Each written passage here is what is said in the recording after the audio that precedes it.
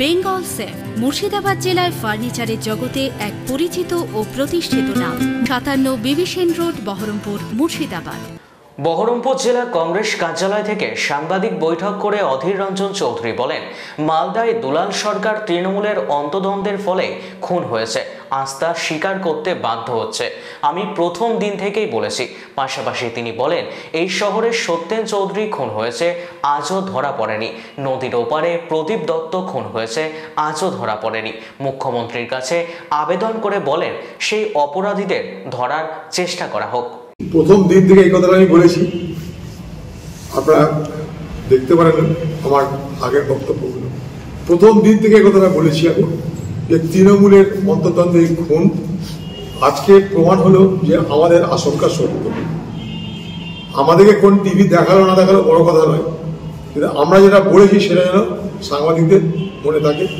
কারণ আজকাল দেখতে পাচ্ছি বিভিন্ন টিভি চ্যানেলগুলো খবর বিকৃত করার চেষ্টা করে। তার জন্য আমি আপনাদেরই সহযোগী রিপাবলিকের বিরুদ্ধে আইনি নোটিশও জারি করেছি।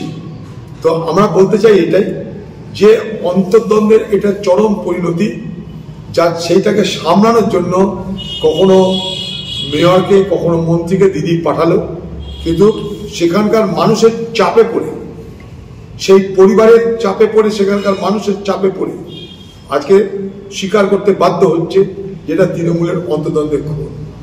এর থেকে দুর্ভাগ্যের কিছু হতে পারে না। এবং শুধু এই যে যাকে ধরেছে বা জিজ্ঞাসাবাদ করেছে সে শুধু নয়, এই বহরমপুর শহরের তৃণমূলের নেতা সত্যেন চৌধুরী খুন হয়েছে, আজও পর্যন্ত কেউ ধরা পড়েনি। এই বহরমপুর শহরের নদীর ওপারে প্রদীপ দত্ত খুন হয়েছে, এবং দুটো খুনের তৃণমূলের এপার এবং ওপারের নেতারা জড়িত। ওপারের নেতারা খুন করিয়েছে এপারের প্রদীপ দত্তকে, এপারের নেতারা খুন করিয়েছে সত্যেন চৌধুরীকে। আমি দাবি করছি পশ্চিমবঙ্গ সরকারের মুখ্যমন্ত্রীর কাছে যে তারাও কিন্তু তৃণমূলের নেতা। হয়তো তারা অত বড় দুলাল সরকারের মতো নেতা নয়, কিন্তু তারাও তৃণমূলের নেতা। তাদের অপরাধীকে ধরার চেষ্টা করা হোক। অবশ্যই আছে, থাকতে পারে মানে অবশ্যই আছে। দেখুন, তার স্ত্রী সব থেকে ভালো জানেন যে তাকে কে কে মারতে পারে, কারণ এটা তো হঠাৎ করে ঘটে যায়নি। স্বামী স্ত্রীর মধ্যে নিশ্চয় আলোচনা হয়েছে তার আগে, নাহলে তার স্ত্রী এত জোর দিয়ে কি করে বলছে প্রতিদিন যে এই ঘটনায় বড় মাথা আছে? প্রথম দিন থেকে লক্ষ্য করে দেখুন, প্রথম দিন থেকে বলছে বড় মাথা আছে, বড় মাথা আছে, তার স্ত্রী বলেছে। এবং তার স্ত্রীকে ম্যানেজ করার জন্য মেয়র চলে যাচ্ছে, মন্ত্রী চলে যাচ্ছে দিদির ইশারায়। দিদি কি ধামাচাপা দিতে চেষ্টা করেছিলেন এটাও কিন্তু আমাদের জানা দরকার। পশ্চিমবঙ্গে বিশেষ করে মুর্শিদাবাদ জেলা, মালদা জেলা, 24 পরগনা, সারা পশ্চিমবঙ্গে এরকম বহু বর্ডার আছে যেখানে কোনো তারবন্দি নেই, মানে ফেন্সিং নেই, কাঁটাতারের বেড়া নেই, অবাধে যাতায়াত সেখানে সম্ভব। যেখানে অবাধ যাতায়াত সম্ভব সেখানে গরু পাচার সম্ভব। যেখানে গরু পাচার সম্ভব, কারণ এখানে রাজ্য তারা গরু পাচারে মদত দেয়। গরু পাচার তো জমির উপর দিয়ে হয়, রাজ্যের উপর দিয়ে হয়।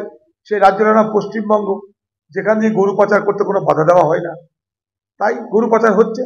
আর ওপারে বাংলাদেশের সরকার, তাদের যে সীমান্তরক্ষীরা আছে, তারা গরু পাচারে কোনোদিনই বাধা দেয়নি, কারণ বাংলাদেশের সরকার এই গরু পাচার থেকে রাজস্ব আদায় করে। তাই গরু পাচার বাংলাদেশের সরকারের কাছে একটা রোজগারের একটা ক্ষেত্র। এই গরু পাচার হয়তো ভারতবর্ষে পাচার হিসাবে আমরা বলে থাকি, কিন্তু এই গরু পাচার বাংলাদেশে ট্রেড হয়ে যায়, এটা বুঝতে হবে সবাইকে। তাই গরু পাচারে বাংলাদেশ কোনোদিন বাধা দেয়নি, দেবেও না। উল্টে বর্ডার এলাকায় গরু যাতে যেতে পারে তার জন্য পশ্চিমবঙ্গ সরকারের মদত থাকবে, এখানকার পুলিশ প্রশাসন সবাই মদত করবে, কারণ তাদের 2 পয়সা রোজগার হয়।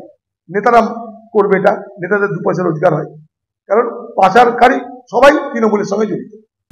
বেঙ্গল সেফ মুর্শিদাবাদ জেলায় ফার্নিচারের জগতে এক পরিচিত ও প্রতিষ্ঠিত নাম। ৫৭ বিবি সেন রোড, বহরমপুর, মুর্শিদাবাদ।